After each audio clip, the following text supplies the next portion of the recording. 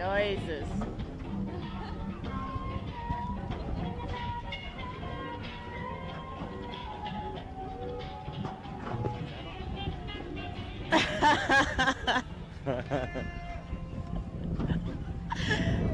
T, I love you. This one is Mario, which I do appreciate.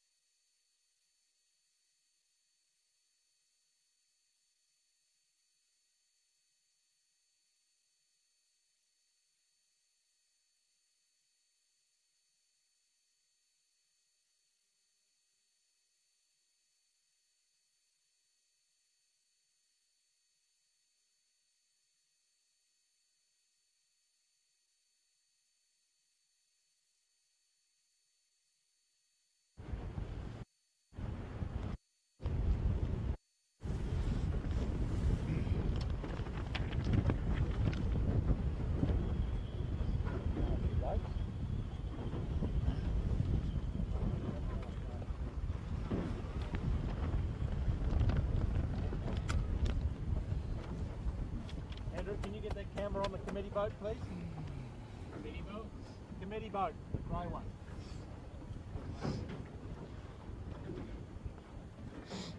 Hey, Jimmy, what's the name again? It's not...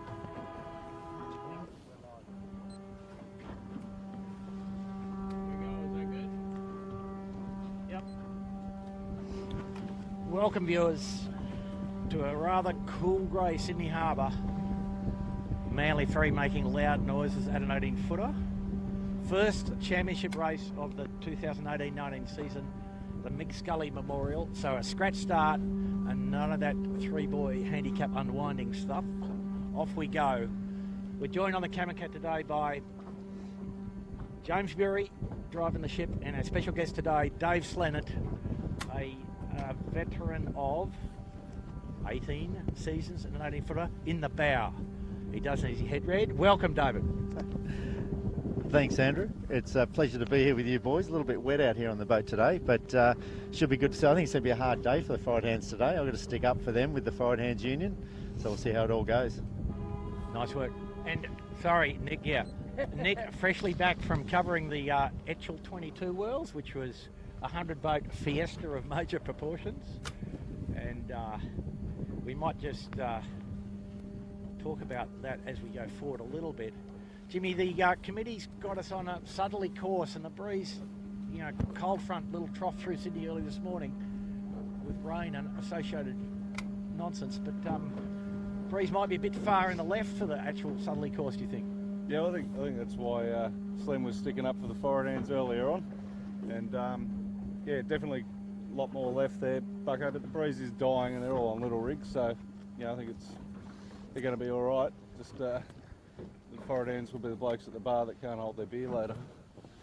Actually, it's harder as the breeze drops off because the loads in the third chute, with the angles they sail, actually make it really quite hard to hang on to from experience. That's a forward hands excuse, Slim. Jimmy and I are both shoot hands, so exactly. You know, we wouldn't know much about that, okay? I'll stand by that. You're standing by. Good, nice. Okay. So just, yeah, we'll just go back to the weather. I mean, it was pretty windy earlier, and you know, we're up in the middle of Sydney Harbour, and James drives his big rib up from Manly, and he had a bit of a hard time getting here this morning in plenty of wind, 20-25, and fairly good seaway in the heads. This course takes the fleet down close to the heads into the run at Obelisk Bay, which has been a bit of a graveyard in recent times. But I think we'll see it being more of a graveyard today, Bucko. It was pretty bad down there. It was almost like a nice day on San Francisco Bay down there. no, it couldn't be that rough, son. It was pretty rough. But equally maximum ebb tide, which probably helps smooth it out a little bit.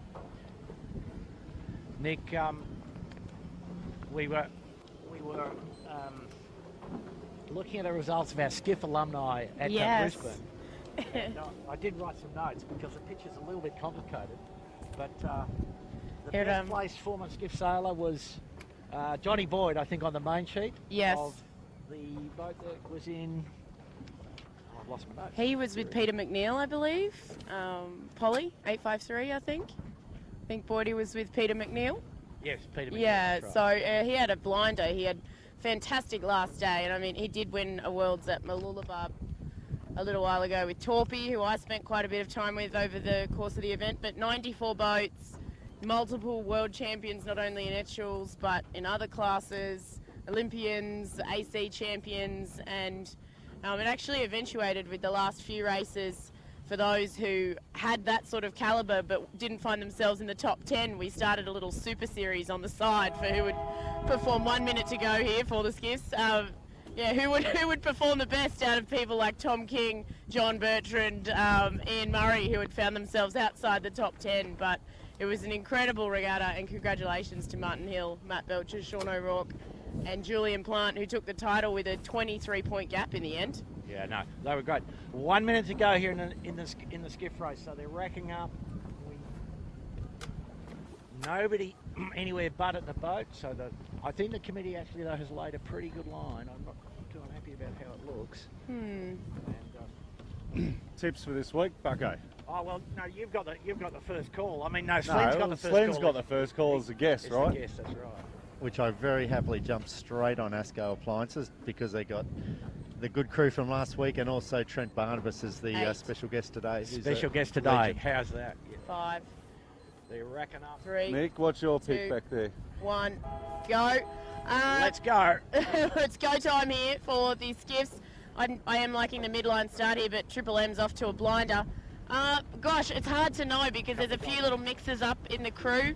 Smeg have Dave O'Connor on the back because Coco's still coming back from the Etchells, but they love the breeze. So if you've taken ASCO, then I guess I'll take Smeg. How's that sound?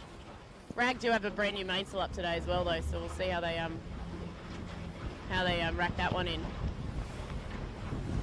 What about you boys? What are you picking? Well, we think there's only 3 boats in the race, really, Nick, but I still think Finport should be able to win. Most stable crew, most reliable crew. Chat from Rag here. You know, John Winning Jr. making his first outing in a new boat with some pretty handy affiliates on the boat with him. Has he made it to the start line? I actually can't see him out and about. No, he hasn't got here. Yeah, bummer. So no John Winning today. He was going to pop out with Ewan McNichol and Lockie Gilmore, I think, but they were having a few big teething issues. Big split in the fleet. Finport gone hard right, which should pay in the ebb tide. I know, Jimmy. Jits is working on it.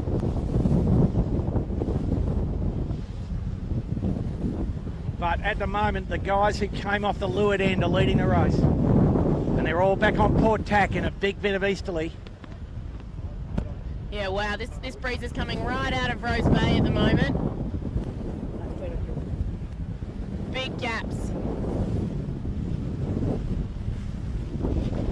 The A lot leader, more breeze out to the right at the moment. yeah, a lot more. The leader out to the left appears to be Smeg at the moment, and the leader out to the right is Triple M, who had that start just down from the committee boat.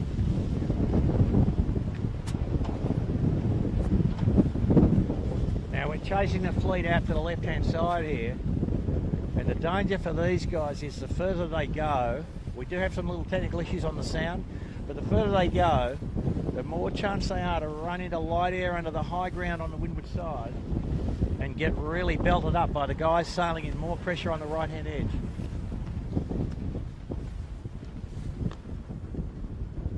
But still, here we are with Rag, Yandu, Bingley and Smeg.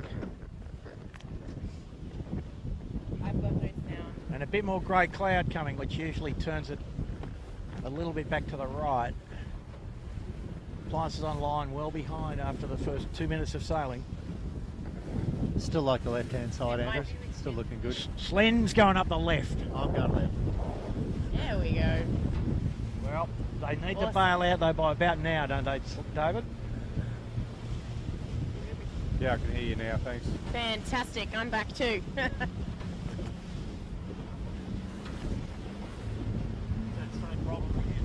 Chit's working hard to make sure we can keep the sound coming to you guys. Very chilly out here on the harbour at the moment. I thought it was meant to be summer soon, guys. What's going on?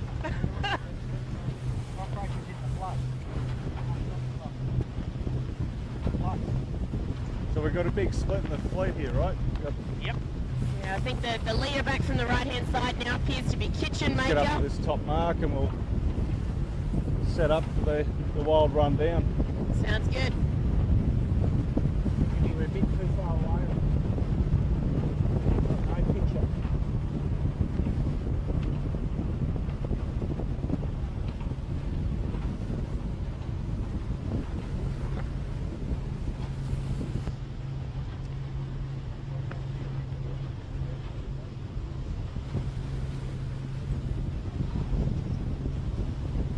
Well, I'll make a bet with you, Slen.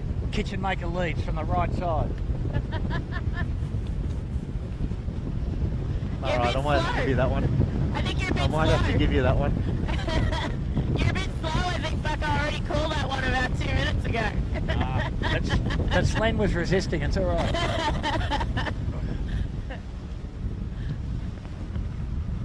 Oh, this Oh, right yeah, hand let's go, side. having a spin. There you go, Slen. Slen, you're looking bad now, buddy. That goes in the drink. Wow, they're giving it a bit of a start. Yeah, Barney might be a bit rusty.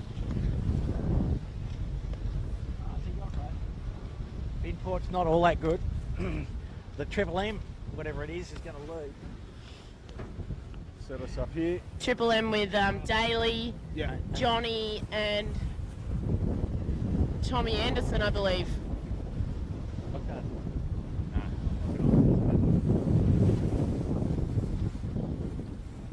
Oh, the Kitchen Maker just short of a lay, so 2 more tacks unfortunately for them. I think you'll find they're pretty safe, Oh yeah, Bucko, and then but Jimmy, you know the rules here. 2 more tacks is 2 more chances to swim. It's 30 seconds and 2 more bits of risk, you know. So Yeah, meanwell, Lasco's coming up. Triple M are they got it not covered, going to be I in think. front of Kitchen they've got Maker. enough, Yeah. But, gee, you know, 5 boat lengths off the lay line. God, gee. Yeah, they sort of have, haven't they? The Kitchen Maker with the sponsor in the bow, Darren McKavanagh jumping in. No, he's sailed a couple of times. He makes a good fist. Good He's enough. got the best harness in the fleet on today. Woo. Makes a good fist.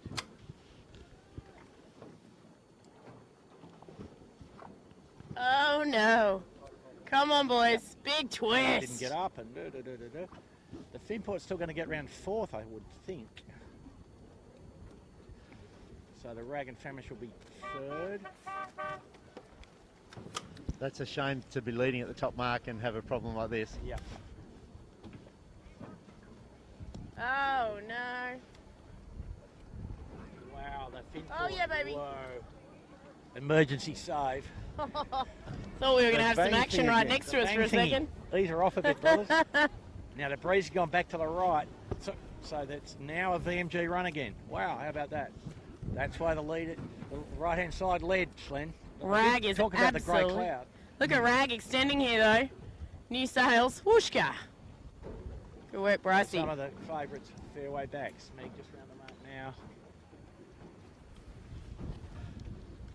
It's a nice lay down there, Jimmy, isn't it? Look at Looking pretty comfortable look at at the moment. Finport. The Finport just nicely bow down. Just quick VMG running on the face of a puff. The Ilby nearly in the tide here.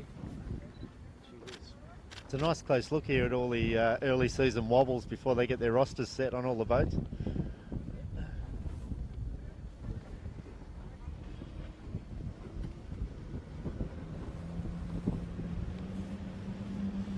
And here we go to Obelisk for course 4. It's one of my favourite courses actually, guys.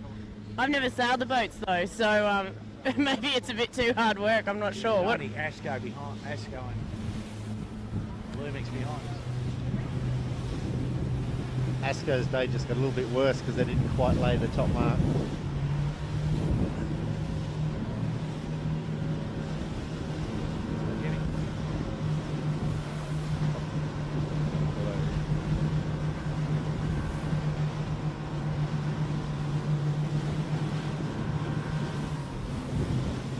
So for the viewers, we're having some little technical issues on board here. Cockroaches or salt in the sound system, not sure which. Oh, is Vintech going to go into windward here? The Vintech with Ryan Wilmot guest skippering on that. Having a little bit of a swing. Here they're all getting hit over here, Bucko. Well, they've laid up over the Kentucky Pride mark, which is usually a good sign. They'll get to chowder at least, probably, or close to. Triple M still holding nice and high up there. Serious snakes and ladders going on back here as the pressure comes up and down. Marine at the moment. Marine Pitwater, a new sponsor this year. Yeah. Welcome aboard Marine.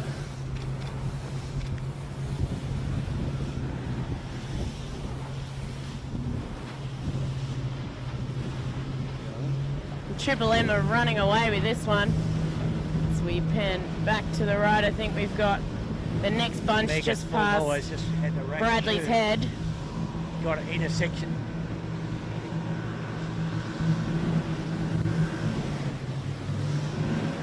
Right. This angle of the wind, Jimmy, we're dry, okay? So the fishboard just grinding away from Bingley and Dragon Famish here. Now pretty clearly in second. Got the big boss coming up over here. Got the Woody coming up.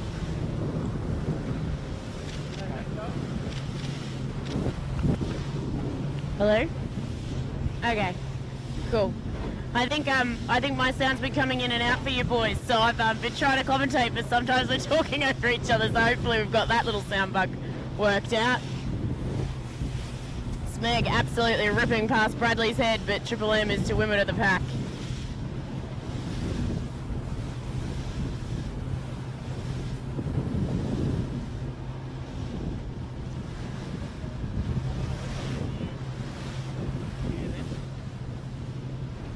Not now. Just on the Triple M here, Bucko, they're staying. The only ones who've been able to maintain that high line, they've just missed out on this breeze that the Rag and Finport and Bingley have got to forward of us. I mean, Jimmy, once you get that separation, these guys might end up VMG running and jiving. The guys to leeward might end up dropping. It's one of those strange things. I think they're going to have to start putting a fair bit in the Liam Nielsen, if he doesn't have a good path, he's going to end up jiving. Have a look at his bows now, and you'd say, oh, okay, I'm jiving.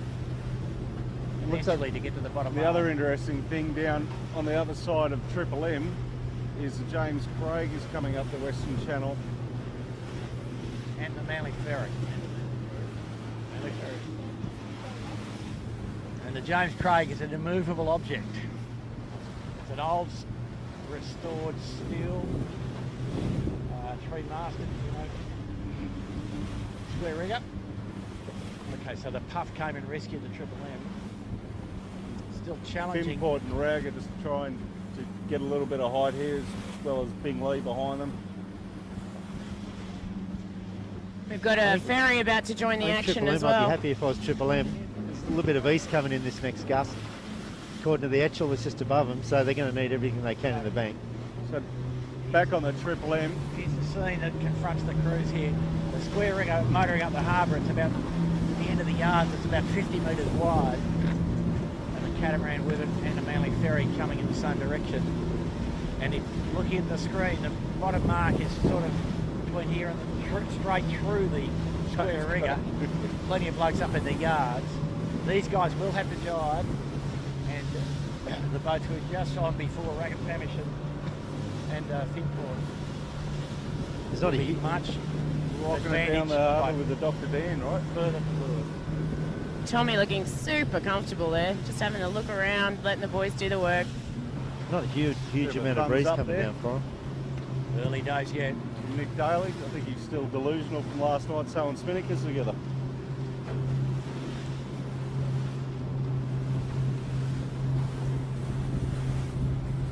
Yeah, you guys can't hear me Yeah. at all. Today, it's sort of a big day in the fleet. It's first of all, it's the first scratch race. Secondly, it's the day that the crews have to register their new sales for the year. So, some sweaty evening last night and a few sail offs are a bit behind schedule on delivery. Nick Daly here on the main shed of the Triple M, operating his lock till about midnight last night. Didn't he pull a couple of guys out of the bar, the German sailmakers or something, Bucko? You were telling us half the story? Some young Germans who are here who sailed with us yesterday on the Historic 18, who worked for Brett Scott, another Sydney sailmaker that we worked with a bit.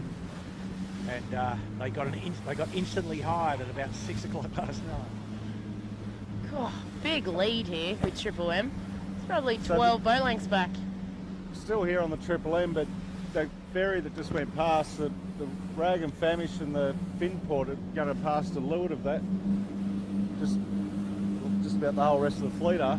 And they're obviously going to have that wind shadow effect and how that's going to I think Triple M. But with Triple M here, I think nice little jibe in and then a jibe drop slant. Is that the way to do it? That's what I'd be calling. I think they're in a pretty good spot there. There's And a little bit of breeze the coming down. Jibe while I'm still in the wind. Went back to the headland. Oh, Looking backwards. Rag is going in backwards. Triple M on the screen.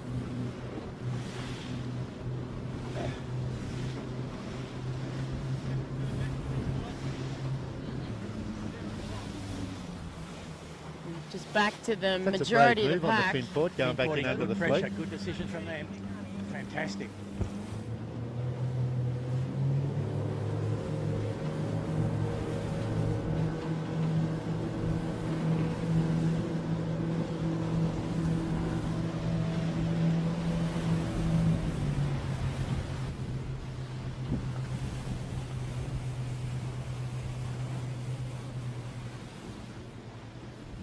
Wow, good job.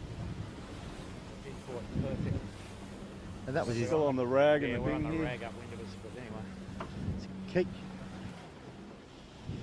Keegan had his own. Get Andy to come around to your right, mate, and pick up Finport coming at us. We can share a mic. Just waiting for them to go through, and then we'll follow them around. We're going to ride here with Finport, who are going to be cleanly second here at the bottom. Pretty Keegan, Matt, and Charlie doing a good job. good tactics down the bottom of the run here. Yep. And the water's not too bumpy, James, now, is it? Compared to this morning, Bucko, it is gorgeous. It is a lot better. Now, at these how- guys are on a good lay, and Triple M has jibed a little And, too early.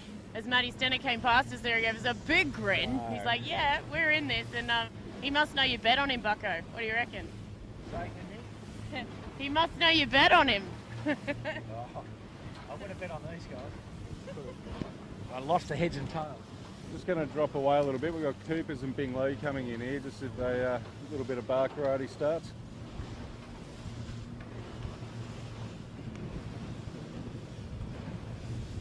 Here we go on the Finport. Charlie, let's go, boys. Fourth at the top, second at the bottom. Yeah, well, good luck with that. Might have dropped that one off a bit too early. Yeah, no, Yeah. a bit conservative. If there's one mark you're allowed to be conservative at, Chits, I think this is the one, isn't it? Surely. Yeah. And the Finport boys have proven that they're pretty calm at this too, guys. You know, they're happy to go around the outside and just, you know, do whatever they have to do. Oh, Smeg coming in hot here. Ooh. Yandu running square, dead square. Oh my God. Appliances online just spun the wheel, giving Smeg no room there. And the Asco up from second last to striking distance, I would say, James. Yep. Asco just getting in shot now. Asco coming right back through. On the right. So, Maybe a Asco, little call off works. Did used to work with Doz when I sailed with him. It was yeah. we used to, some days you'd have a swim before the start and he'd have his best race. If you didn't have a swim, you'd. So he's definitely well back up into it, isn't he? Like, Yeah, absolutely. And if he takes a clearer, he'd probably give himself the chance to be not too far out of it, indeed. he's got a nice high line coming out of the mark. Yeah. So no carnage. The first time we got round the bottom with no carnage this year, so that's pretty good. It was marginal, and there's still another lap, Bucko. We've got time. No. But the breeze is not going up; it's going down. And the early leader, the kitchen maker, making their way around this mark, and start following these guys up. We'll pick up on Ilve, and Asco's gone for an early tack out there. What's your take on that, team? Well, they have to. There's too much dirty air. Why don't we go and have a look at Asco? And the Ilve.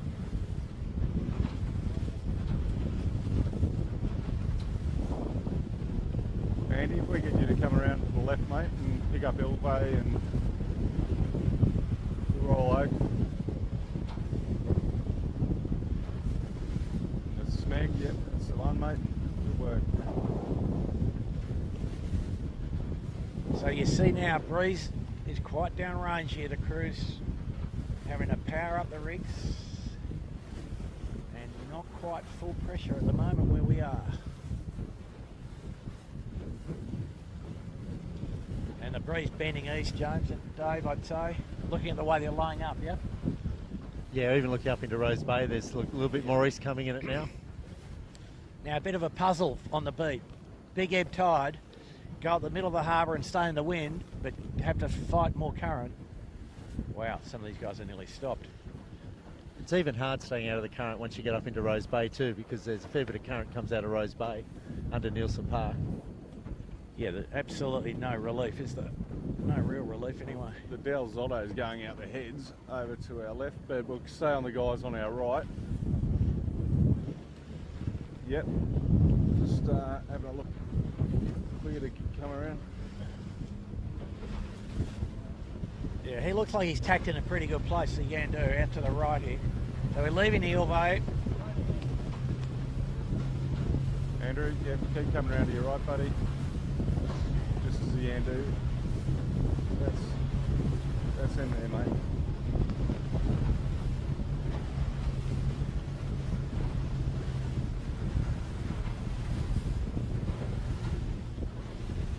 Ooh. So Slen, this is the day the forward hands hate, isn't it? In and out along the wing now.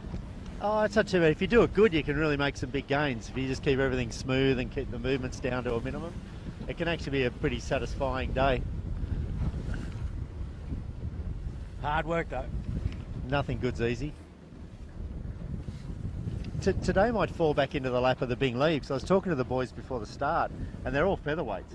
None of them, none of them weigh more than 80 kilos. Forward hands. No one weighs 80 kilos.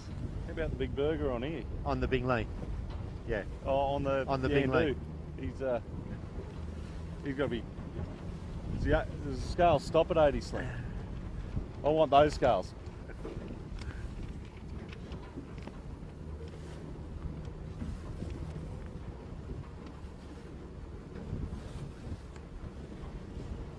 We might just. Yeah. The Bing Lee did look more comfortable as it went down range, that's for sure. So We'll slide up here and have a look and at. typically the Finport doesn't particularly like it down range, but Seems though the sponsor from Rag and Famish is out here following them around. Andrew, if you just start coming around to your left, buddy, and pick up the Rag and Famish there, mate, just right on our bow.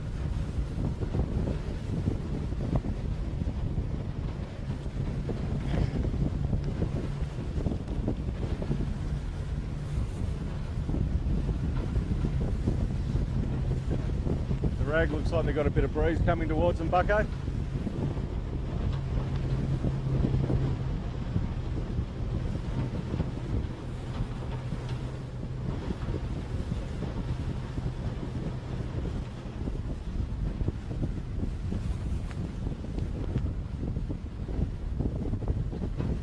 Going sideways here, aren't they, Bucko? yeah, more than a knot of tide, probably 1.5 knots of tide, so when the white light's got a bow wave, it's a good sign. A bit dangerous what they're doing here on the Rag, but they handle it pretty well. Guys over on this western shore, Bucko, have a lot more pressure at the moment than I'm looking back at Triple M and Finport. Finport looks dead in the water, where the Binglee and the Rag and Famish down here, both reasonably pressured up compared to the guys up above us. Yeah, I mean, the Binglee probably has gone the right way, I would say. So more wind and a bit of tidal relief on the right hand side of the course. So down where we are with Rag and Famish, and further right from us is Binglee. And the guys up high have got less wind and arguably more current going the wrong way. I think their angle's a little bit better. I think the Binglee's going to come back in a bit of east, so I don't think it's going to look as fabulous when they come back.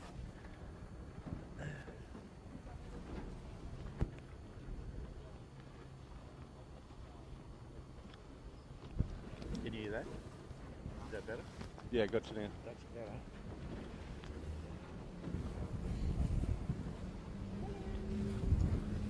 Staying here on the Rag and Famish at the moment. What do you think of the setup of it's a new Norths rig, isn't it, this one? Yeah, they look pretty shiny and new, don't they? Yeah. We're using almond sails, but that's a standard North setup pretty much. You know, a little bit deeper than some others, a little bit deeper than Nick's. Pretty good. Yeah. No wind up on the left edge.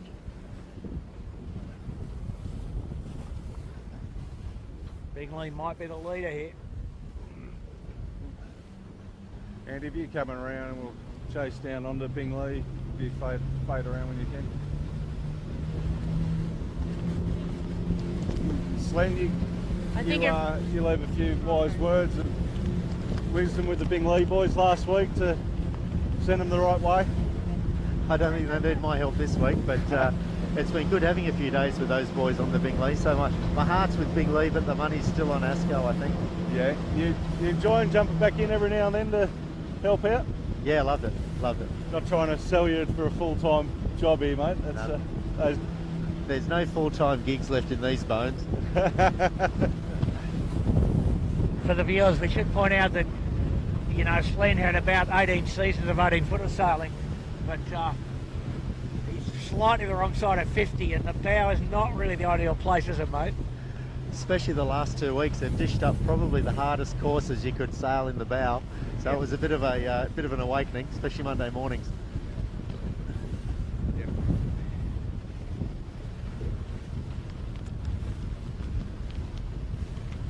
We'll just keep on the leeward chine here, just so we don't lock them out on an option. Perfect, Judge. They got a pretty nice setup, nice and deep.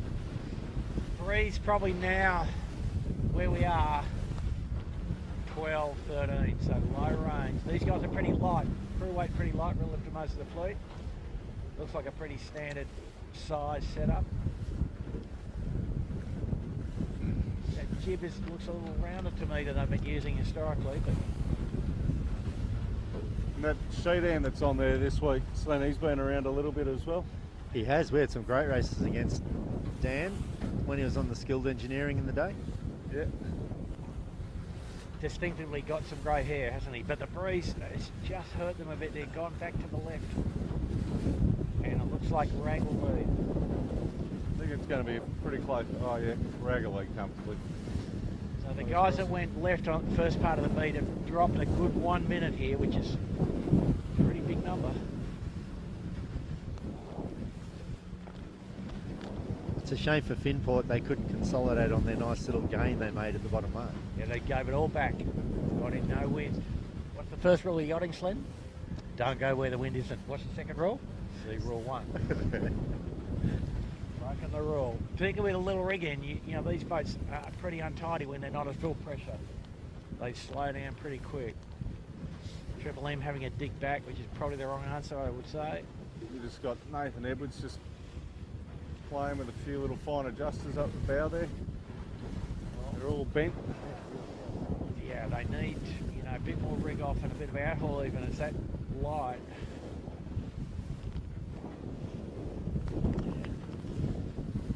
Now the next line upwind of us is about 100 yards away. Good, solid pressure. Back up to about 14. Finport looks like they've sort of got themselves unglued and they're coming again. So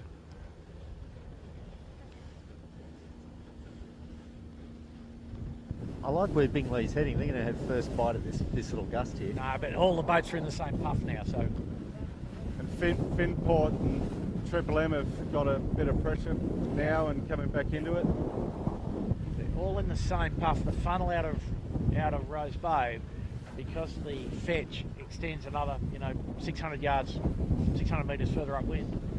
Quite stable breeze here at the corner at Nielsen Park. And we're travelling again with the Finport, who got themselves going again, and Rag still leads by 30 or 40 seconds, I think. Finport not out of it, and Triple M, Bingley in second, Finport. Bingley and Finport pretty much even in second, I guess.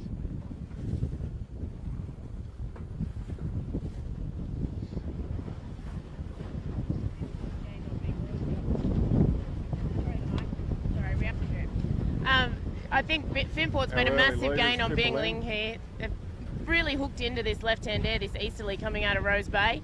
I think Triple M will probably make a gain on Bingley too by the time they tack and come back in this left. Rag still leads. Keelboat in the way on starboard. Keelboat coming downwind on starboard, pleasantly oblivious to most things. Finport having to take evasive action. Triple M going the other side of it. Now, interesting now.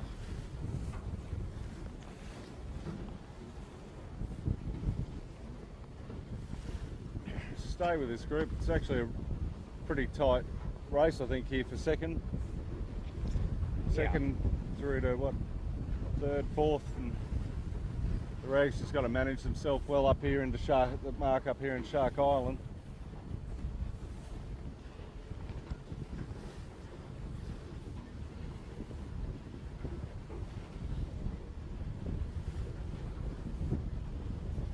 I think the Rags open up to a good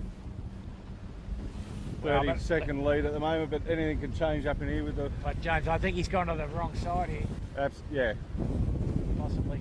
he's just coming back now, but we'll keep on these guys over here. Bingley's just tacked. Finport coming in for a cross with them. We'll just... Ebb tide. The Rag has hurt themselves a bit by going hard left there. Finport, and these guys are in the right place, I think, and Bingley still leads Finport by a boat length, so that's nothing in these boats. There's a little gust coming down the side of the island, which has been there for 1,000 years. They're all fighting for. Slen, you've been around for 1,000 years, haven't you? You've got a native title claim on the island, haven't you? Only going off all your one-liners from before you were in before I was, Tiger.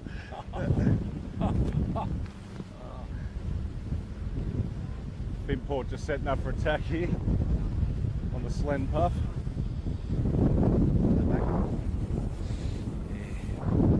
If we get Andy to come around to our left, Andy, you'll see Bingley and the Rag in the background there, just having a little cross.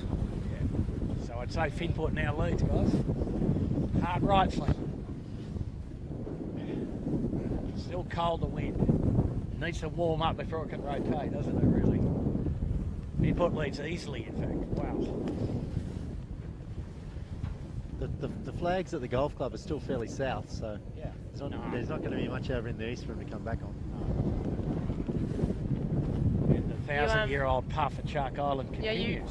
I think you often find, Bucko, too, that in this direction, when it's blowing straight down from the golf club there, it wants to lift at Steel Point there, so you find yourself in a hole. You're way better off coming along where the wind sticks to Shark Island here, so good call from Finport. Did we say, Nick, the first rule he got in? Don't go where the wind Go where the wind is. No, Finport leads narrowly. We'll correct that statement.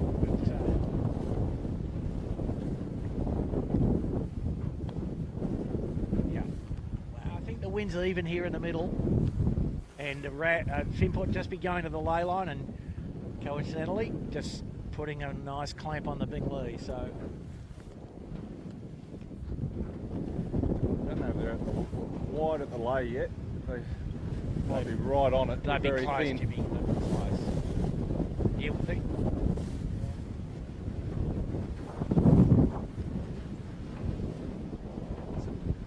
The rag's got 2 more tacks in here too, so that's going to make it tighter. That fin puts on the perfect lay, as is Bing Lee, so I think perfect. Oh, I've just ruined it, have I? Commentator's curse, Bucko. You know how it works. Now the rag has to make a couple of decisions here.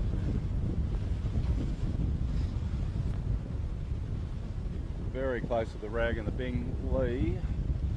Yep. Wow. Bing Lee, just put the blinkers on and go.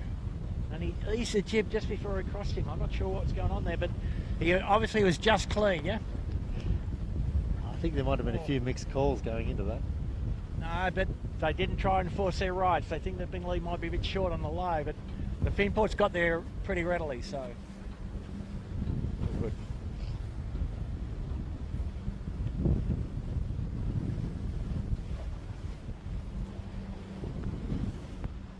You want us to wait at this mark?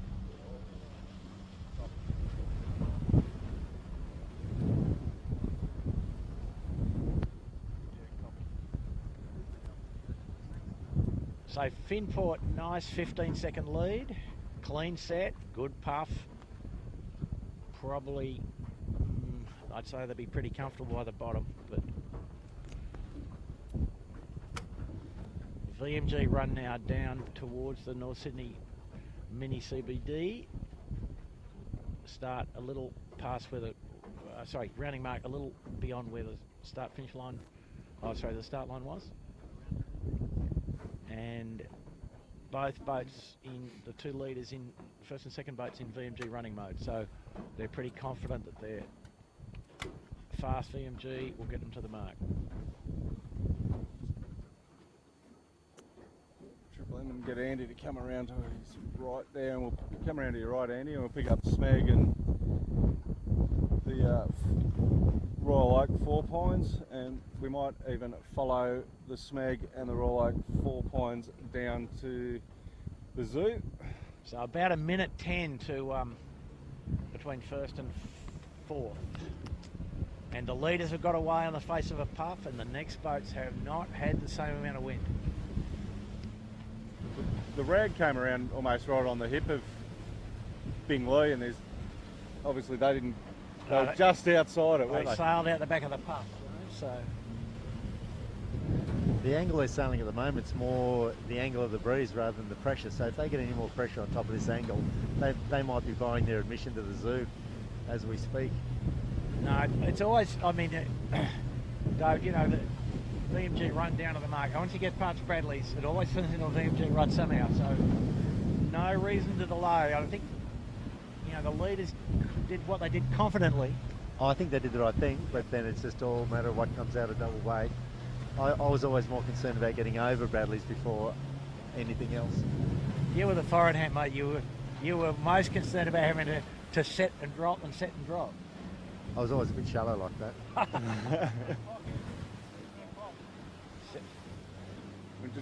Oh, it is a tough leg when if you got to set twice. Wow. It's, yeah. Just on the Royal Oak Hotel 4 Pines.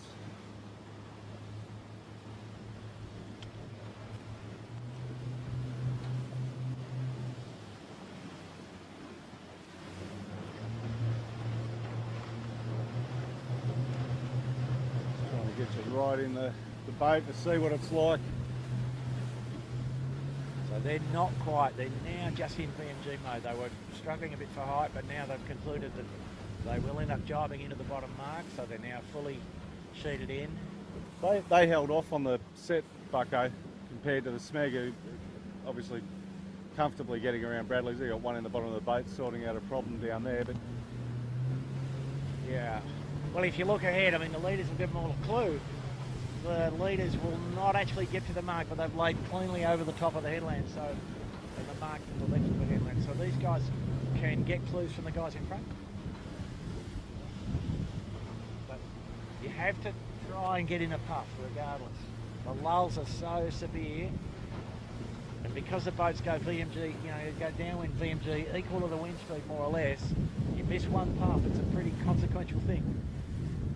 I think just over to our left, a little bit higher above the Royal Oak, is the Triple M who have just been caned in a hole. They've lost heaps. They're going to come down over the top of them now, but they've lost a lot of distance. They're another one that held off on the set as well, weren't they, Slim? Yeah, they two started from the top. Yeah.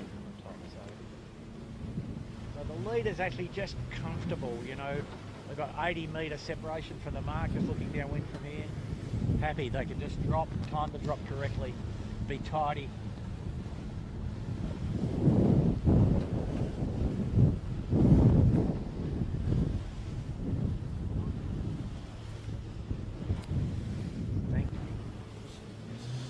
And the Asco has to take some risk now to get up near the podium. They're not in shot, but Just stay on these guys for... they will get to the bottom mark in 6 and about 90 seconds or 2 minutes behind the leader. Very soft here with...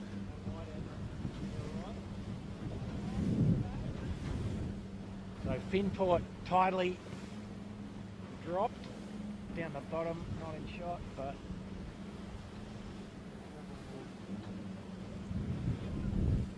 Triple M and Royal Oak, and these guys might have the job to get down to the bottom. So snakes and ladders, James.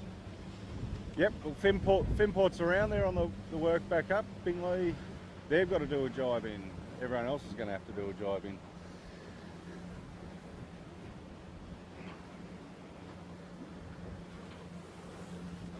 Yeah, and you know, for the viewers who are not familiar perhaps with the extent of these asymmetric boats, there's no capability whatsoever to run anything but, you know, use at least 80% of your riding moment. So the leader has judged this leg perfectly, Slan. Yep. Yeah, I think they have. They've done a great job. And they lead by, and they're just not too far out of shot now. They're just coming across the bow here. Close to a minute. Well, Pull out the old abacus there, Bucko, to yeah. timepiece. I've got the abacus running, son. No, the sundial. I've got The sundial. Sundial, yeah. How well does it work on a cloudy day? Yep. A good solid 1 minute lead to Finport. So And if we get Andy to just pan around to the right, keep coming around, Andy, you'll see the Yandu and the Asco, they've come down with pressure, and the Ilve is following them in behind, but it's how much a win and loss with the breeze and what you get dealt with coming underneath Potts Point there. but also, James, you know, some of these boats here, Triple M and Mick both, and Rag, I think, all delayed their sets, and they didn't need to. Yeah. They did not need to. Might have been a bit gun shy from last week. Yeah, no, the fleet has been alarmed by various events. Come to the left. Andy. Keep coming around to your left. Smeek gave the poor forward end no time to get that shoot off before they were The coming sheet up end gave him plenty of time, Slen. I don't know what you're talking about there, mate. I would have been blown up at this. And I've got a knot in the halyard. Do you know anything about that at all? Big action here. Close quarters jibing, pretty light air at the bottom mark, and very untidy. And the leader is just enjoying this a lot. I think there's more excitement coming at the bottom mark too. There's some nice late drops. Oh yeah, oh yeah. The Royal Oak. Yeah. Now we're going to do an impossible jibe drop on the Royal Oak. What could go wrong? That's a pretty good test, but Jeff Little gets it done, it seems. Pretty good, considering. Wow. Don't try that one at home, kids.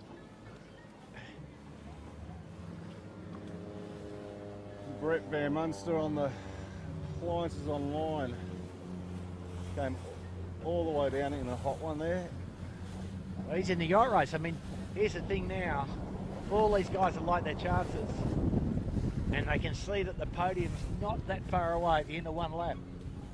He just couldn't stick his bow pole up over the top of Royal Oak there. He was really trying to slow the boat down to go up, but I don't think anything to lose here, James. No. He can press on the jib and go out into the strongest current. I wouldn't be too unhappy about just putting it down and letting it rip. And yeah, I mean, for the viewers, the other thing here, of course, is that These boats, the VMG doesn't change much. You put the bow down a bit, the VMG goes down minutely, but you can cover a lot of ground. They've actually slid through really well to the lee of the four pines. And the rest of the guys up here in a bit of a height, squeezing high slow mode, which the boats don't really like that much. And a power boat in the middle of the course here. What have we on here, Asco? Yep. Just on the... There he is. This power boat, so we can get up over Ilvay's line in case they want to attack.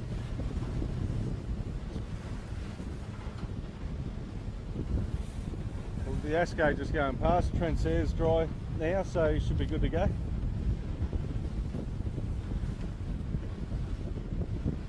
Sky tries everything to run into me. Andy, if we come around to our left, and we'll pick up Triple M and Smeg here.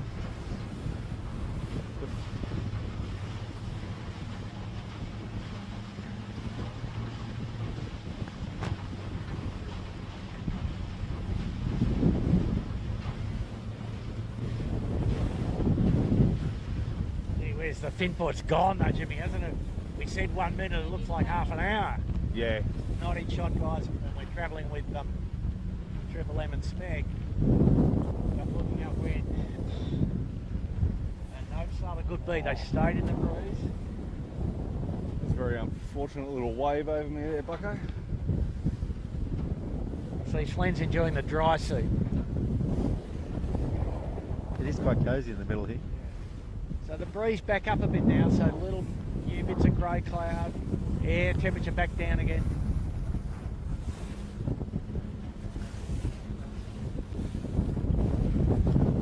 Rolling the dice is the Asco. Yeah, he's trying to take some big chunks at a time. I thought he had probably had the speed he could have hung in there and just worked away, but he wants some quick results, I think. He's gone for a flyer.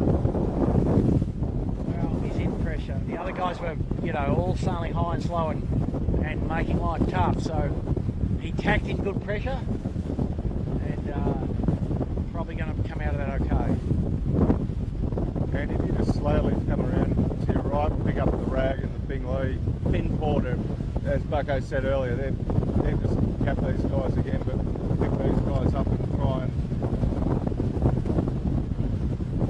go up to the mark with them.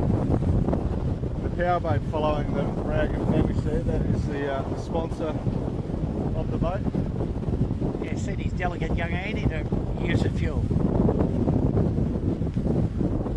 Andy, one of the characters of the Sydney yachting scene, a rigger. So I've got a fair bit of ocean racing.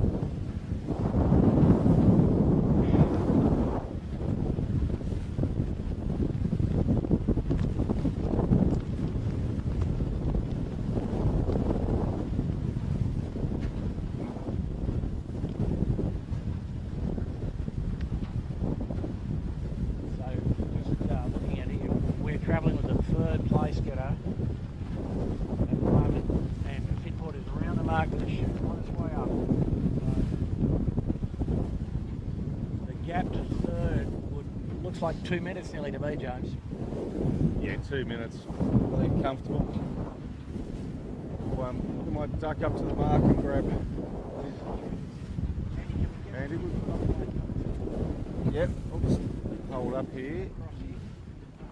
Yep, so stay on fin port here, Andy. Just come around to your left with them. And you'll get... And then we'll follow the rag back up, get mate. The rag, so the fin port off to the races in a good path. So, yeah, 2 minutes to third is about right.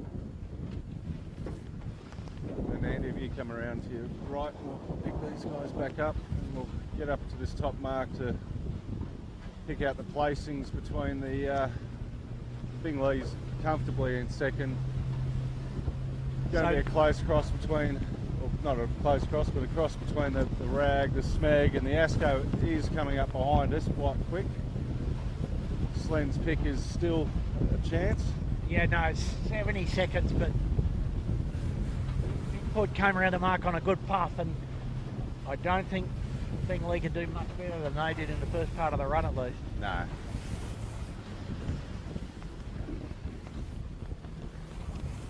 What we'd note here, James, is that the rag looks like they've been pretty slow to to retune the rig. They set up too flat for the average conditions here. They need to go to full depth. Do you think that's just a bit of difference between the Ullman and the North setup, Bucko? I don't know. They, you know, the most, you know, not giving them enough grunt. The jib looks okay, but still got Cunningham on and a few things. It's still way down range, isn't it, for a small rig? At the mark, we're at the mark. It's 10-12. It's. I think they'd be pretty happy with the rig set up when it was up 18 plus.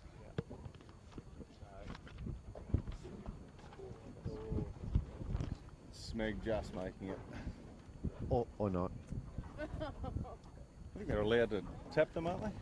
Yeah, they've changed the rules. They're allowed to touch the mark, but wow. And then, Andy, if you come around to your left, you'll see the ASCO coming in. It'll probably be next around the mark. Be a close one with Ilvo. They're going down to Ripples for some lunch. Anyway, the rag and the smeg have gone around the mark and they've got a nice bit of wind coming to them. The other guys will looking down the harbour. The leaders will not. Neither of the first two boats are going to lay over the headland, so they'll be in the drop and reset mode. ASCO out of that. Did they gain on the beat, Dave, do you think? Yeah, the ASCO did. They definitely did gain. I'm still happy with them as an each-way bet. I'm not sure they can bridge the gap to Finport at this stage. Oh, really? Really? To give the viewers an idea, Finport's down at George's Head and the ASCO's just come around the double bay mark, so there's a bit to get onto there. You're sounding a bit like the Japanese emperor at the end of the Second World War, Flynn, in the event that things don't turn out quite right. You've got to have a fallback. That's why they have each way, haven't they? An each way bet, okay. You know, the bookie doesn't take those. Yeah. Biggest problem I've got, Bucko, I've got Ilway just above me. I'm going to have to do a little drop down over him.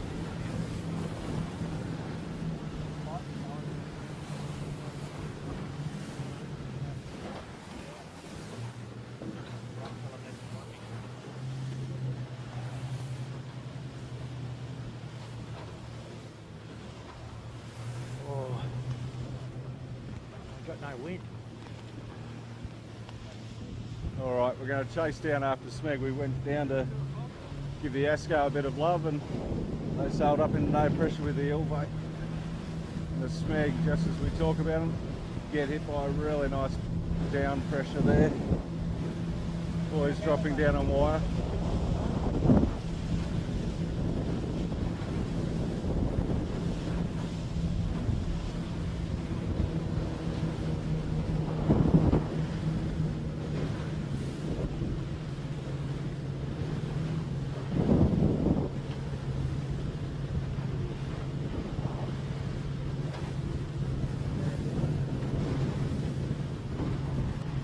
Can't do much about that, boys, sorry. A little bit of squirting going on, it's all good.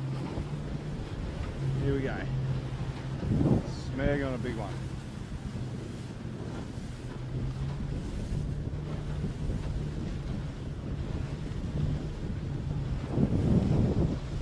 Thanks, Chips.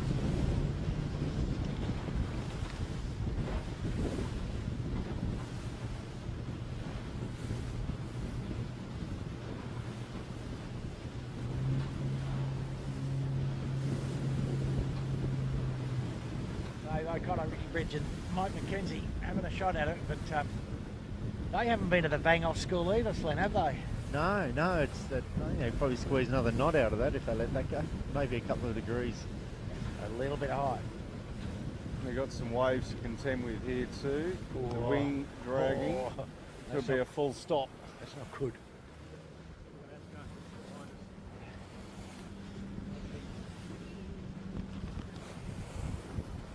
Stand up.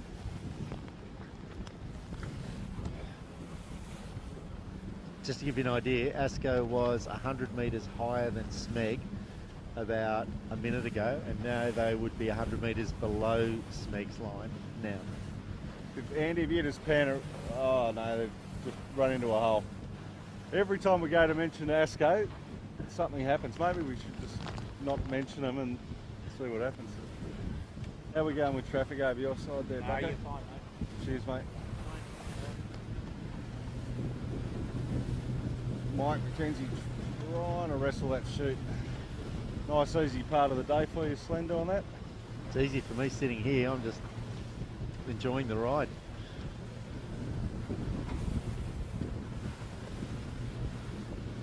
It's always nice when they say roll it, and then pull it back on, isn't it? Yeah. Then when you get down the bottom, pull it down. It's still the best spot in the boat to sail, I reckon. You haven't sailed 18s unless you sailed in the bow. Very satisfying. I did one race in the bow, I think, with Flipper filling in. Flipper, in the panic, did the ratchet blocks back to front on me on the northeast tight one from Shark Island down to Clark. He's going to ease it, and I'm like, I couldn't ease it one inch because if I knew I eased it, I wouldn't get the thing back on. So I just made him sail to me, and then quickly retired back to the Sheet Hands Union. Yeah, that's a bad day. So Smeg doing a Slen, great the first time I sailed 18, I did the bow, and we broke the ratchet blocks on the tip sheet and the cleats on the old days of 1-to-1. That was a good day. I'm surprised you came back. Well, I stepped back one spot, you know. I said, that job looks a bit hard. No, that makes it very hard. That is a bad day. Yeah. And the Smeg doing a great job here, just slowly walking it up. The Rag and Famish Hotel, obviously ragging a chute, not the quickest way to do it, but you know, you see Davey O'Connor dragging that leeward wing every now and then. That just drives the apparent a little bit forward in the boat and helps get a little bit of height there. Yeah, we'll try this one more time. Andy, if you come around to your left. Just anchored themselves. Wow, that's horrible. Andy, come around to your left and you'll see the ASCO. They're coming back into the picture. So a lull of some proportion to where we are on the course now. Breeze down here to about 8 knots temporarily. It's like a completely different day, isn't it? Yep. Yep. Yep. So Just gonna. Should be all right here, Chits. okay. So the viewers, the leader is down at the bottom mark at the next headland, basically. So Look at the ink. 600 metres away, something like that. Thanks, brother.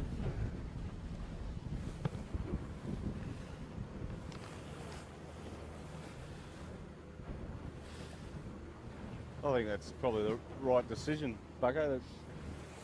He was one of the ones who went right over to the eastern suburbs last time, and he got quite a bit shy there. Suffered. And the bow's pretty well up anyway. So now that these guys, a couple of jives into the mark by the look of it.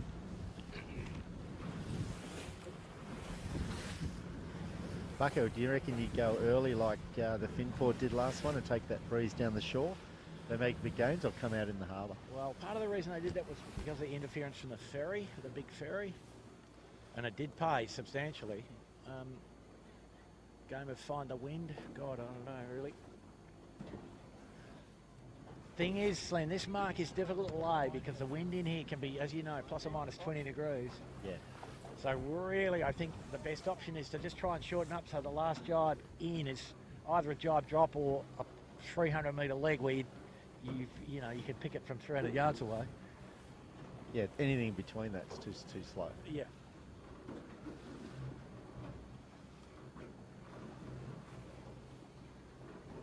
So this is really that battle for third here between Smeg, ASCO, Rag and Famish.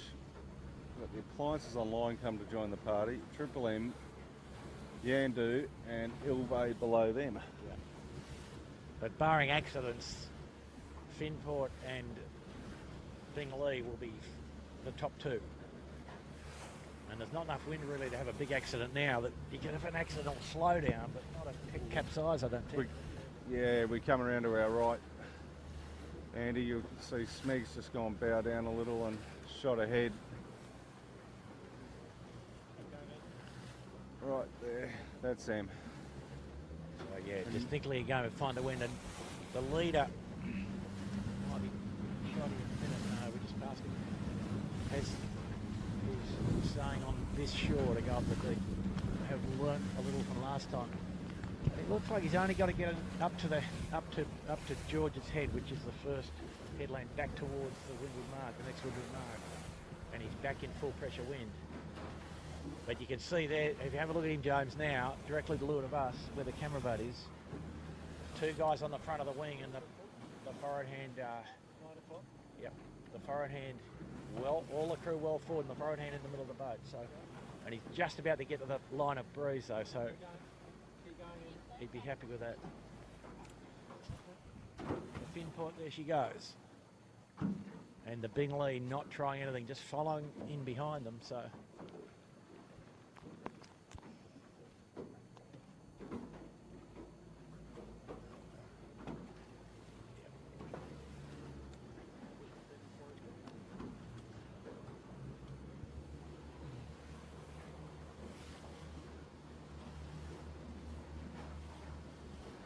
These guys are all knocking down to the mark over here, Bucko, which is...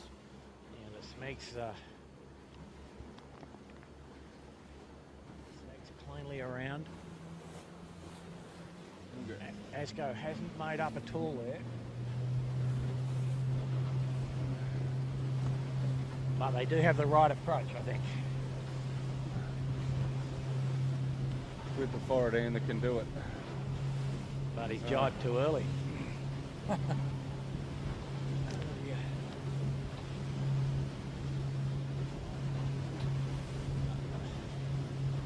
Oh my God.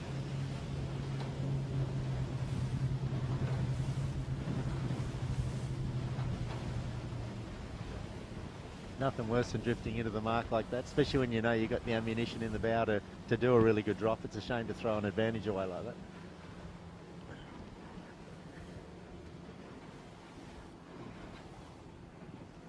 Never in doubt, that spinnaker's gone. He made a cup of tea while he was taking it down as well.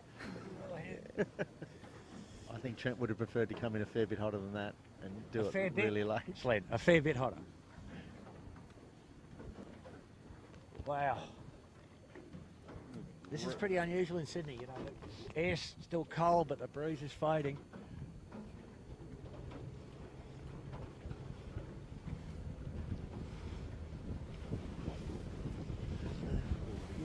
Asco taking some risk here now. Wow. We're on the Ilby. The Ilvay and the Smeg, I feel, are going the wrong way, which we're on camera with. Sorry, the Asco, that is, James. Asco, sorry. The Smeg's on what we think is the correct path. And they're well lifted though, James, aren't they? Yep, let's... Yep.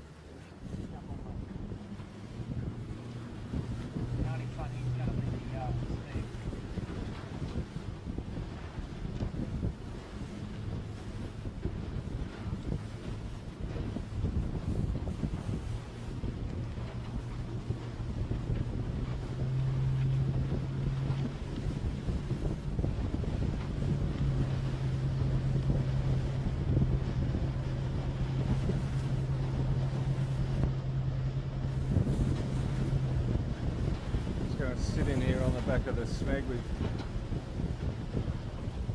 So we're sitting on the back of the Smeg here now, clearly in third place, and I think be happy to finish in third after looking at what's in front of them. The 2 leaders are a long way away, but they've done a good job of getting out of the peloton here, haven't they, David? They have. They've done a great job. And I can see they're working on the rig trim now, but the breeze is down to 10 knots. They're still not very deep in the mainsail. It's hard with the breeze up and down like this to get your crew moving enough for the difference in the top of the range and the bottom of the range, because every time he pulls away he's going to give away a couple of boat lengths. The 1%ers.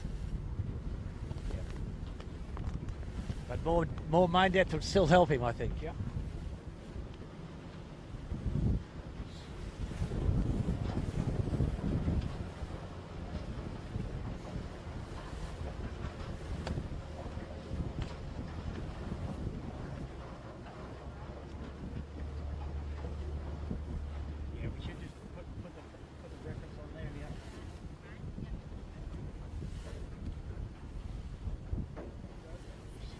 So, you know, we've just come across from the camera cat and looking to our leeward side, and basically the Smeg is 150 yards to windward and bow to bow with these other guys. So Smeg in third, Appliances now in fourth, so they've made up good ground. Yandu in fifth and Triple M in sixth. Subject to, boats went out the other side, but I think the other guys have gone the wrong way, so these guys got to the new breeze first. You've seen the Asco, they went out, you know, quite almost over to the other channel, the eastern channel, Bucko, and they've tacked back and they've dropped right back down to the line here. They went to find the most adverse current they could. Be unlike Doz to not do that. Subtracts also, and they got some ferry interference, and they got a subtraction from the apparent wind, and. So they just spat out a good 30, 40 seconds there. But you can see here, down on the headland here, it's pretty light, isn't it?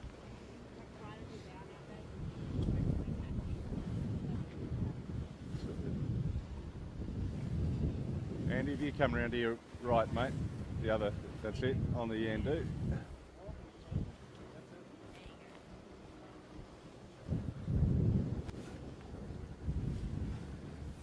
John winning here, just tacking. Seriously downrange now, here where we are. The leaders are in good pressure, so the leaders have got, the rich got richer here. These guys are really struggling now. Can't get much further forward. Camera cat on the rocks. Woody just into the big cave in. Wow. Look at that. Burger jumping out in the lower wing to save it. 80 kilos. Another apparently. young bloke. He's about the same age as Slim. No, he's a generation younger than you, David. Half it. If we come around to our right here, you'll see. Sorry. Now, I'll tell you something though. The Asco, these guys down right on the headland have run out of wind completely. The Asco has actually found a new line in the middle of the river. Not in shot, but basically in the same line as Smeg here. You can see the Smeg in shot now. They've done a great job of picking the different variations in the breeze and just moving their crew work. That boat's just been rolling along nicely for the last couple of minutes.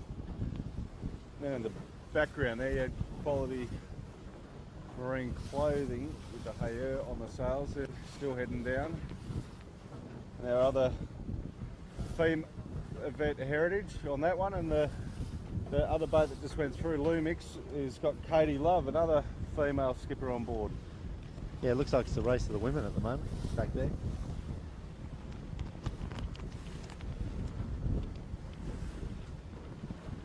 They're in front of Chits' young bloke on the Vintech, both the girls at the moment, so...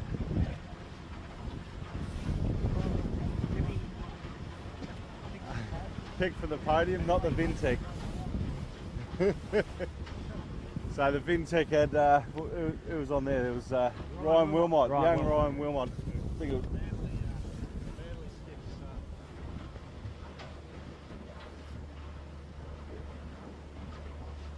Tim Westwood with them as well. So all guys out of the 16s down there at Manly, all young guys. Wow. And guys, you know, we're travelling with the third place getter at the moment, Smeg. The leaders are in the far distance. Neither of them done anything on starboard yet at all.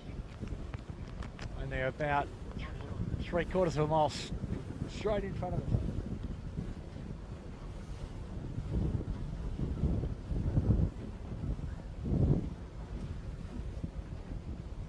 But it looks as if, and we're not on shot, but it looks as if the Bingley is closed up quite a bit on the fin port, but the fin port continues to lead pretty comfortably. And they are in full pressure up there, so the rich did get very rich on this beat. Should we shoot up there, Bucko, and try and have a look at the gap between first and second? Have a look at that, big right hander up on the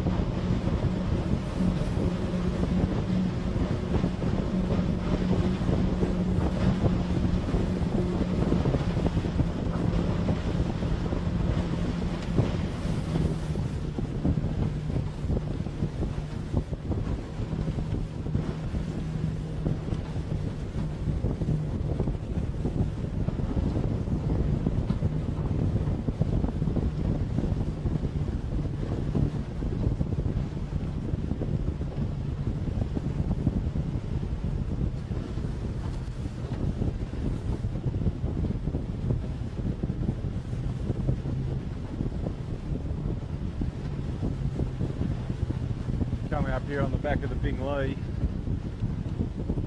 They look like they've got a bit more pressure than Finport, who's leading, but I think Finport's pretty comfortable on that, on the gap to over the island. That would be what would we call a comfortable cover, Jones. Very comfortable cover. Yeah, no signs of the sun coming out. If the sun came out, you'd have to think about protecting the left here, but it's still grey and cold, so the breeze will stay right in that circumstance. And these guys are cruising. But, you know, this is a pretty good result for these guys, you know, sort of a put-together crew. But Mick Lane's had enough experience now that you'd expect him to be getting on the podium regularly. Yeah, well, and he's also picked up a good boat this year. Yeah. Andrew, it's Howie's old boat. Yeah.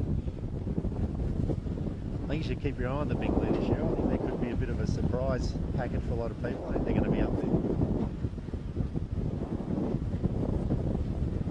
They've certainly sailed fairly well today on quite a difficult day. So, is that a tip that you're going to be jumping back in the bow sometime soon, Slim? No, I think they'd probably go better without me.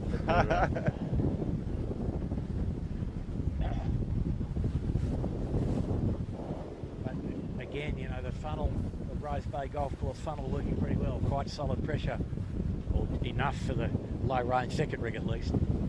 So both Bingley and the leader, Finport, both travelling pretty smoothly and relatively easily, one might say. I was a little concerned probably a couple of minutes ago that maybe Finport might have let Bingley off the leash a little bit. But the cards have fallen pretty well for Finport here. I think they're going to end up pretty well. Finport's in more pressure on the right side, I think, indeed. So he's got a good... Oh, that's a minute still, isn't it? Yeah, I think he might have extended the last couple of minutes.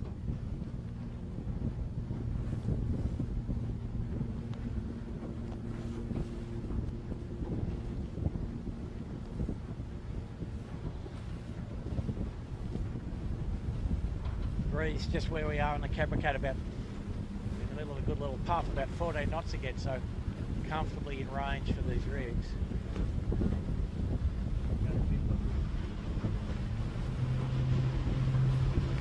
Definitely just breeze in Rose Bay. Nice Bucko. pictures of the Bingley. Good trim. Big jib though. We're just going to catch up to the Finport here.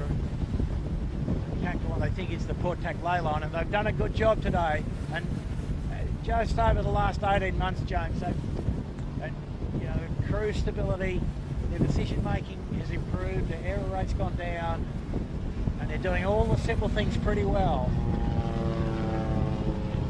and including picking the ley lines. I was pretty impressed with Keegan's form last week. He put together a sizzling lap on that lap 2 last week. Yeah, and you know, they did the run perfectly. The same run we're about to do now. So just one more run in this race down to the bottom mark near Robertson's Point, Taronga Zoo. They're comfortably lying into the windward mark here.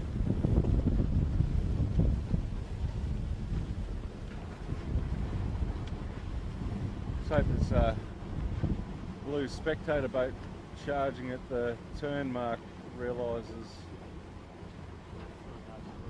they're backing off. He knows the rules. Just making sure he was keeping an eye. Very nice blue though, Jones, isn't it? Very nice. Yeah.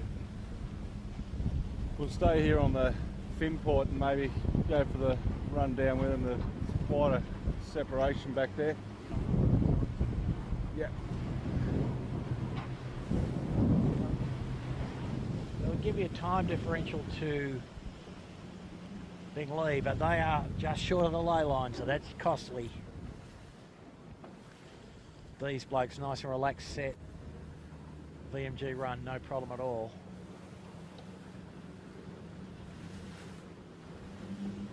Little tear in the spinnaker, just I don't think it'll affect it too much. Cruising. Matty Stenner looks like he's starting to pack the boat up. Good line of pressure coming to them too. VMG mode.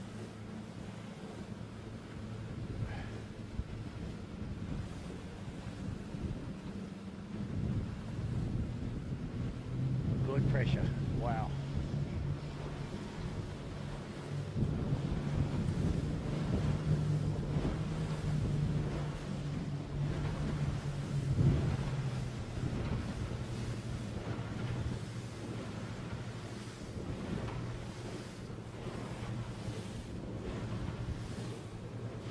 Boys just all looking over their shoulder for the next little puff to come to them.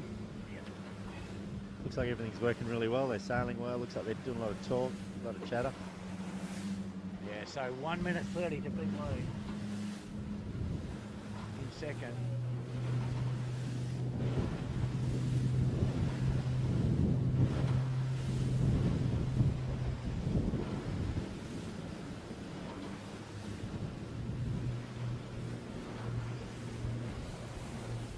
The leaders here, Finport, with our amazing icons in the background of the Harbour Bridge and the Opera House. Just need a bit of blue sky, Jones. Where is it? I know. Hopefully Chits can work his magic for us on the stills and put some blue sky in there. We put some skiffs on a certain sail-looking thing down in Circular Quay for Gladys the other week, so... No phone numbers though. No.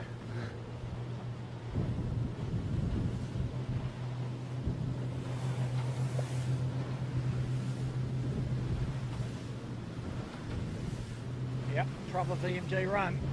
And I reckon he'll probably jibe fairly early. Back, more pressure just behind him here.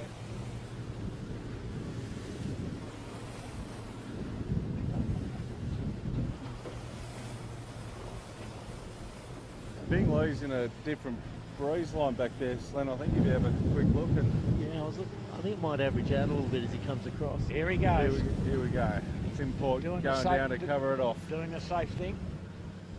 Pretty good job.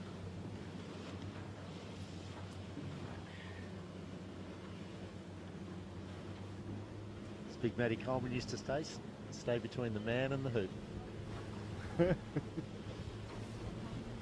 Yeah, probably the best pressure on the track is right at the headland here where these guys are headed. Good, great bit of wind there.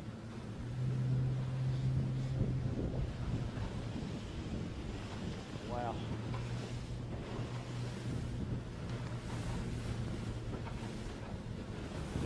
So, how are they looking, Jimmy, for the jibe to the bottom? Find the bottom mark. Matty looks very comfortable. I think they've got to get in here as deep as they possibly can. Go to the stone pier. No, 2 more jibes.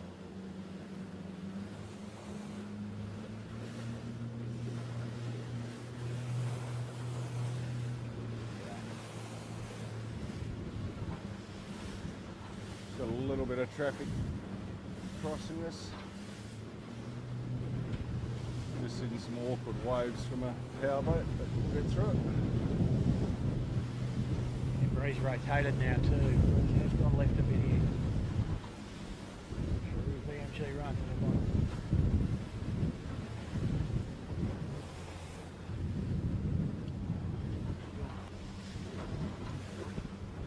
Tried to make it as nice as possible for you, Bucko.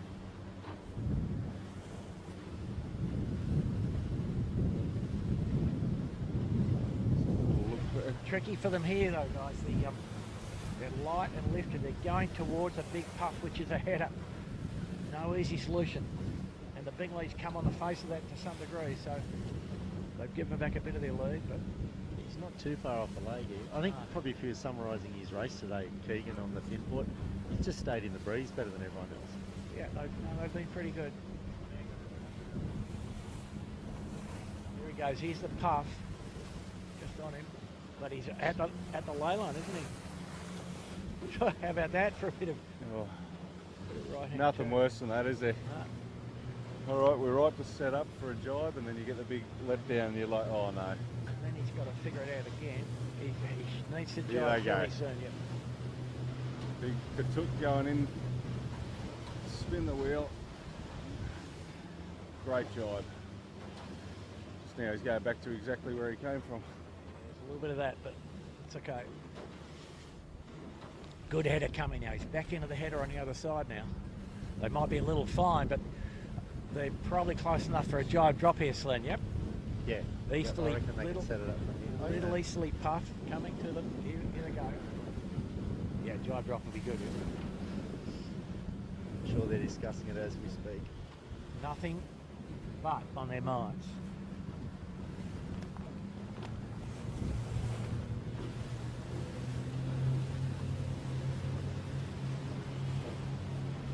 Just going to come over this side so we can see if I can get the Bing leaders to give the viewers at home a bit of a... This is going to be a good look at a jibe drop here.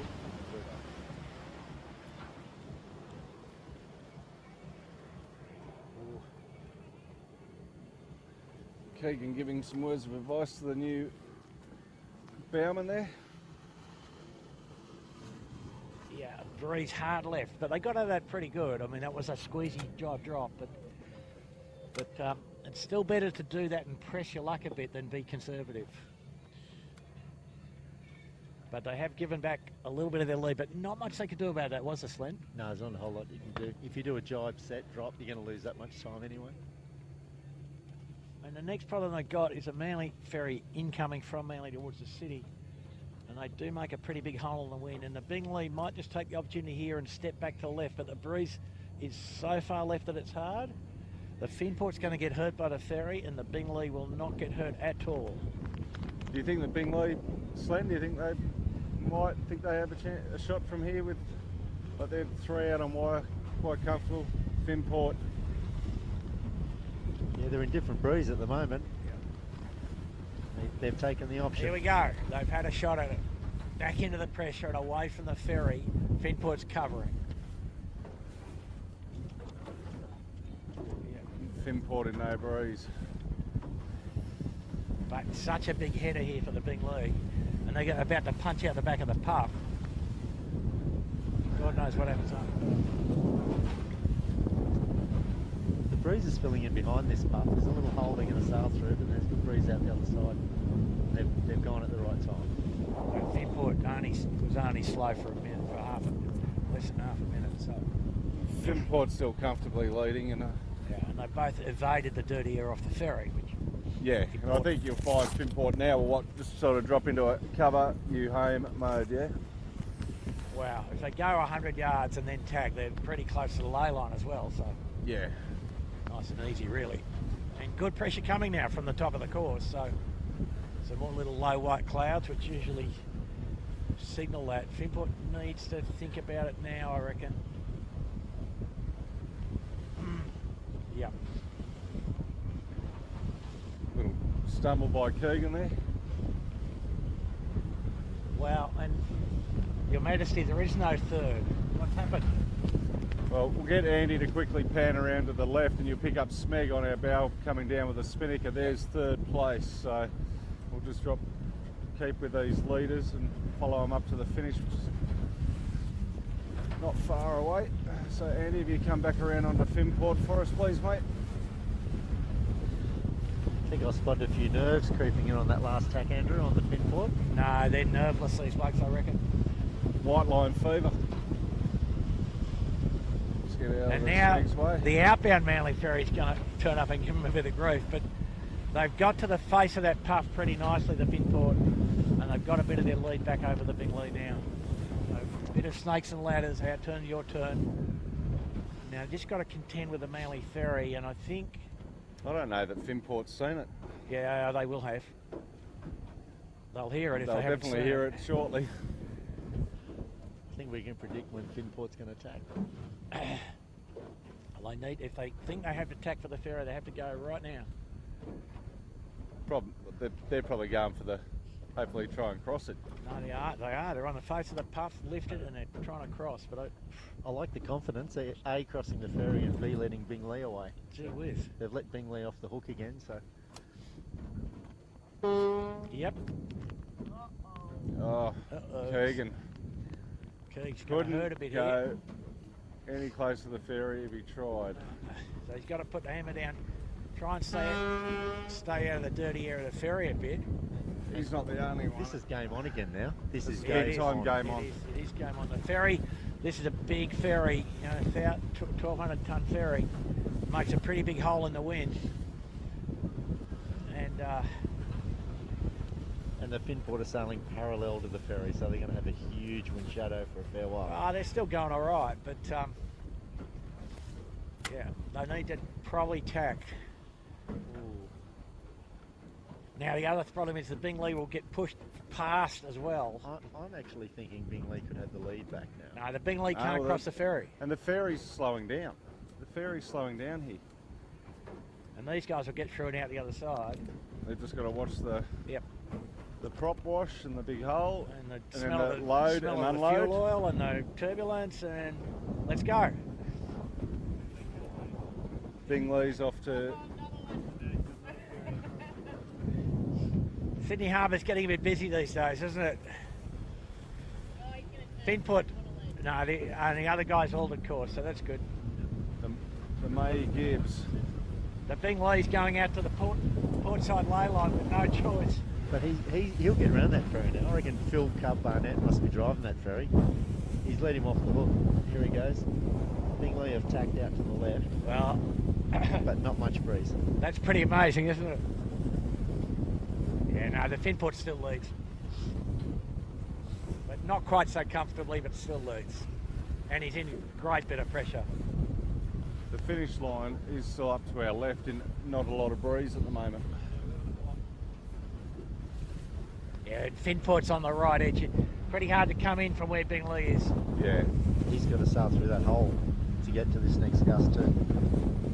Wow.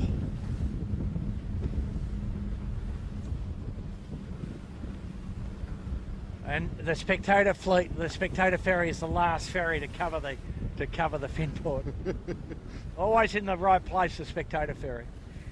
Oh, he's got a good line of pressure coming though. He'll be happy here.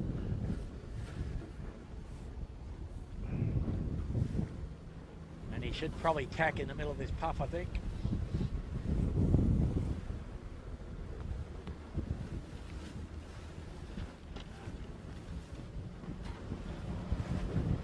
They're just setting up for attack now. Here they go.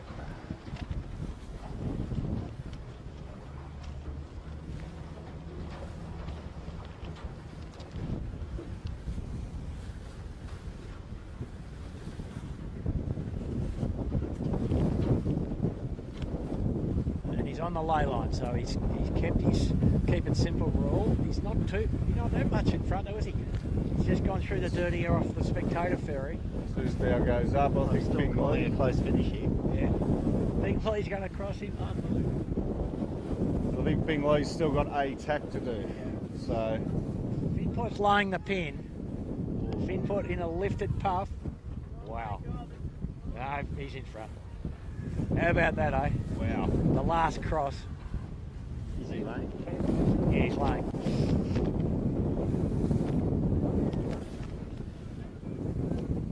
And the pin's favoured as well, so Finport will win by about 20 seconds after all that.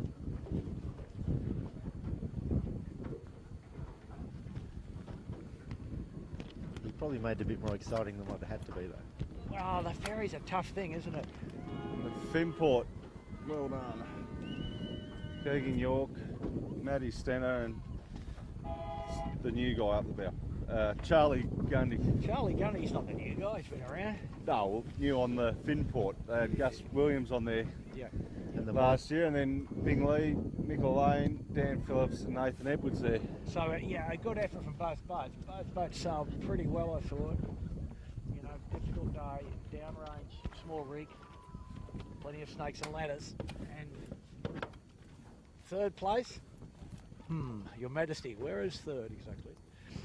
There's actually a sponsorship rule on the Bingley, so you've got to have your name changed when you sail, because it's actually Mick Lee is the steerer. Mick Lee. Dan Lee, sheet hand. Dan Lee. And Righto. Nathan Lee. Because when I sail, my name's Slen Lee. Slenley. Bingley, got many identities in Australia. Good chain of electrical appliance retailers, but we also have a pretty good retired first grade test grade cricketer who real name is of course not Bing, but he inevitably was known to Bing. Pretty good stuff. Pretty good stuff. And if you come around to your right, I think I can find the smeg. So the Smeg is held on the third. Yeah, Andy, too far. Come back around to your left, mate. The deficit. We're looking for a black bait in a dark area.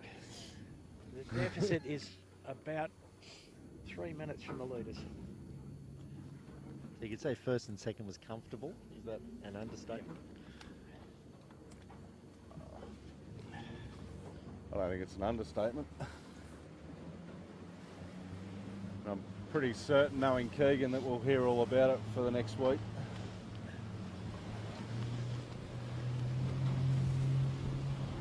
Coming down here and then picking up the Smeg to follow them home in third, and just in the background is the Rag and Famish in fourth. So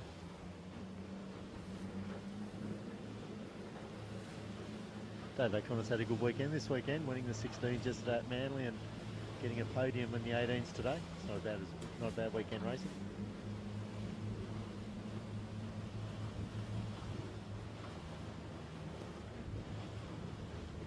He's a steerer though, Andrew.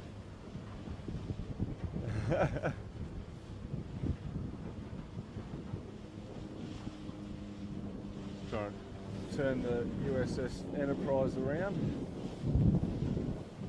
You almost need a tugboat assist sometimes with this thing, Bucko.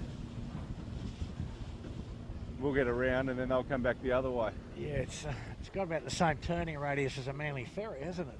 Oh well. There you go. I'll start turning now. So if you're riding a form guide now, Andrew, what rankings would you be talking after the first 3 weekends? Well, as I said before we got on the boat, I think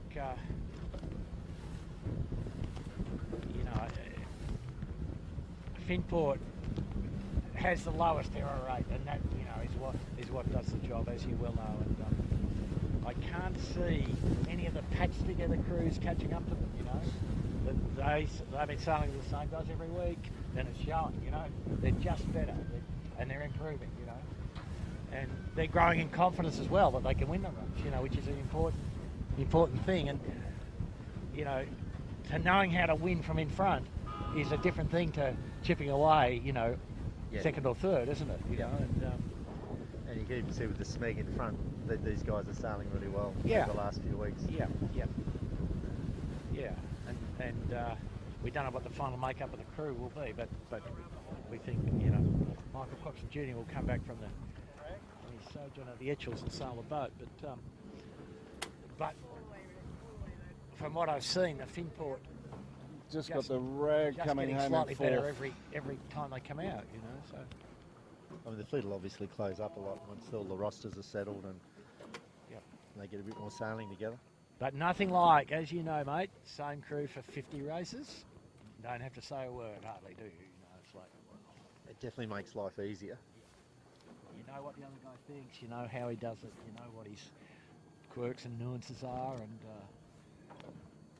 It is good, like whether it's 5 knots or 25 knots, everything just does, just do the same job every time and it just happens. Exactly. We probably should chop it up after We forgot to get, Slim, we've got to get someone a Patriots hat on here today. We decided to take on the bit of the Patriots, mine and Slim's favourite team. Forgot to get Bucko a Patriots hat for the day. Here we've got real tight one for coming up for 5th, 6th, and Asco had to settle for 7. Yeah, and Asco will be disappointed about the path they took from at the very bottom mark half a lap ago, sort of thing. They squandered a good bit of time there. But nothing easy about that last beat back up to Shark for either of these for any of this group here. But the Yanders. Oh no, big header. The Yanders going to get there before. Down on the line. Oh, they've all fallen into it. The Yanders going to get there, and the appliances will be next, and then the Asco. Yay, that's that. Boom.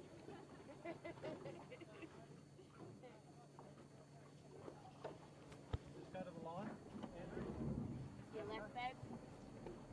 Yeah, that's it. just got the Asker coming in to finish. You're right, Andrew. So probably a bit more of the result we might have expected from Applies Online with Brett Van Munster, Greg Dixon and Kurt Futuris.